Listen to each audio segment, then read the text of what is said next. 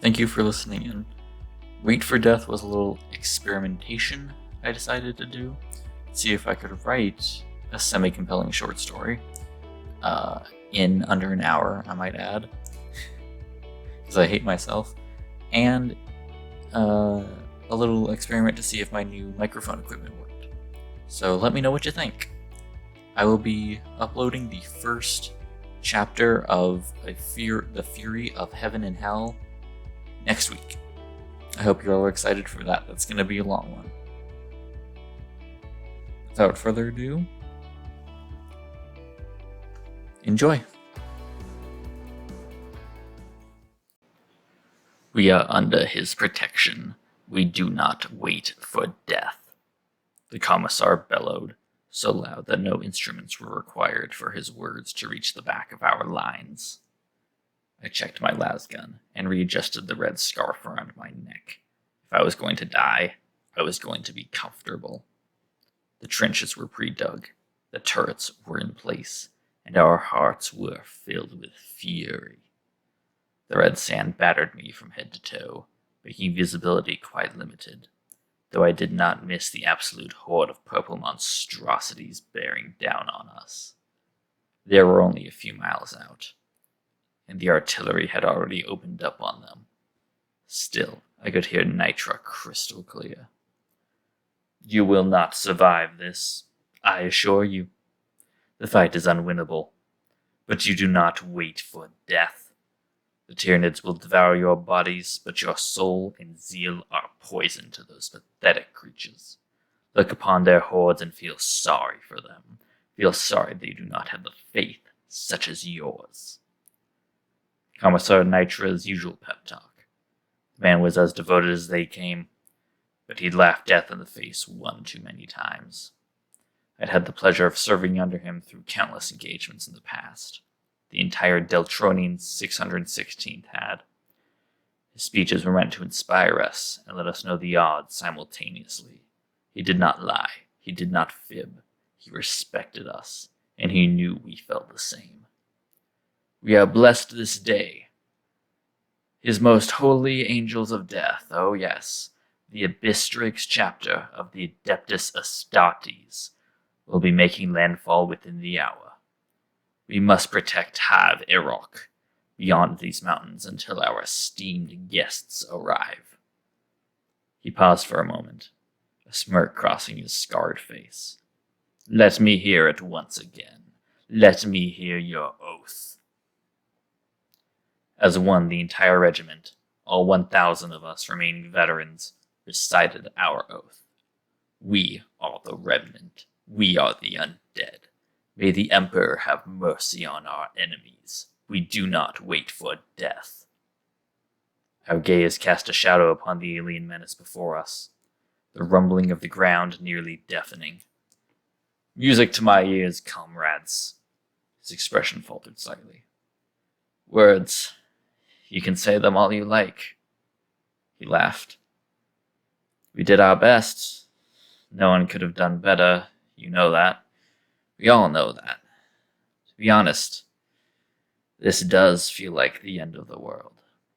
For once in my life, I'm scared. We did our best. You can't control the whims of the universe. We did our part. Heroes to the end. He went somber for a moment, feeling the cold chill the rest of us felt, the feeling of complete emptiness and despair the great devourer admitted. This isn't good enough. It's too early. We haven't failed. Failure is accepting defeat, going quietly. Not me. And I don't think any of you. Not really. Any god or monster that threatens us must be stood against. Gods, monsters, heroes, villains, good and bad, none of them matter. Only one single, solitary thing matters. Call me a fanatic, but this is our world, and they can never have it. So tell me, Deltronian vipers, will you let them have it? Our cries drown out all the white noise. Nothing else could be heard. Well, nothing but Nitra's last words to us. Then do not wait for death. Our blood was up. Our morale surged. 1,000 men and women unleashed hell as the great devourer came in range and had its teeth kicked in. Last fire rained like a tidal wave. The Tyranids scurried up the rock path as fast as they could, but none entered within 100 yards before they were blown away. Gaunts, rippers, and even lictors came first. I took measured shots when I could, but most of the fighting was merely spraying and praying. It was going well. We were bleeding the enemy for every drop, until they had enough of our game. Without warning, a Carnifex threw itself at one of the barricades to my left, completely leveling it. The temporary lull in suppressing fire from that side gave the Tyranids enough of an opportunity to make a momentary breakthrough. The disgusting mass of the horde poured up the left side, forcing many of us to make a firing retreat to the second defensive line. We hopped over the barricades, the few of us that made it, possibly less than half of the 200 at the front. But this worked to our advantage. The higher the path went, the narrower it became. The bugs wouldn't be able to use their numbers, and we had the high ground. I swapped the power packs and looked over my new cover, popping a few shots off into the Carnifex on the left. Its claws swiped down upon the wounded guardsman at its feet.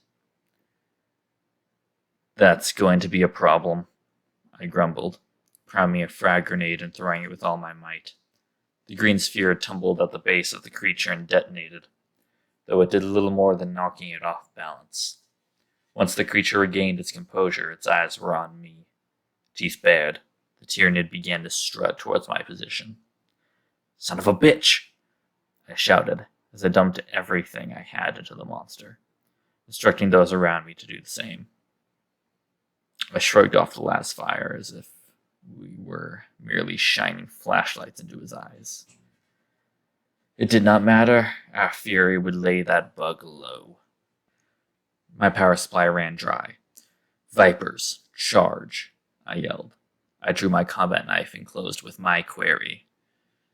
I brought my knife up, and it brought its claws down. Red filled my vision as comrade after comrade was laid low by the mighty beast. I tried to lift myself, to no avail. It must be over then. Death was drooling over my body as the Carnifex stalked over, towering over my broken figure. "Come on, then. Do it," I gasped, and closed my eyes, accepting my fate. My fate never came. The creature screamed as my eyes shot open once more. It was not the Tyranid standing over me. That monster was dying in a pool of its own fluids. "Nitra!" I choked out. The Commissar had a crazed smile as his chainsword dripped with a yellowish liquid. "Come, guardsmen. Do not wait for death."